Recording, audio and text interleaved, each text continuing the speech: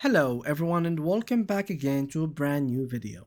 In today's tutorial guys, I will be showing you how to cancel an order in StockX. So this is gonna be a very simple video, so make sure to watch it from now till the end. So let's say for example I have bought this Nike Air Force One Low 07 and basically I would like to cancel it. Can I cancel it in the first place? So can I cancel my purchase? Confirmed purchases typically arrive within 5 to 12 business days.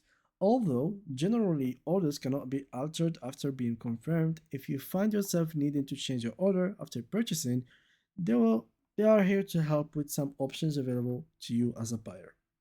So keep in mind these options are only available for orders purchased using a StockX account. However, if you completed your purchase using guest checkout, your order may still be eligible for their buyer promise. For more information, you can check here. So here you have all the informations. So with no fee resale, you can easily resell your recently purchased item after receiving it. This is like some kind of compensation, what you can do in case your product wasn't really cancelled.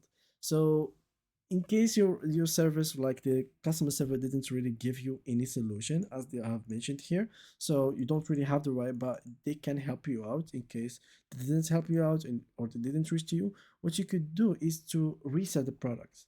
So you have like you can easily resell your recently purchased item after receiving it, and StockX will waive the fees within 90 days of delivery. This means there are no transaction processing or shipping fees compared to traditional sending.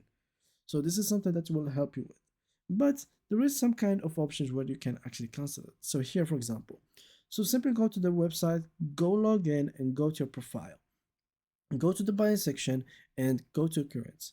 In case you have found this icon, which is the trash icon next to product, simply click on it and this could eventually cancel the actual buying process.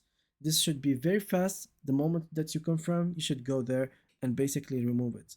If it was in the shipping progress, this will not happen. And yeah, that was it. Thank you guys for watching.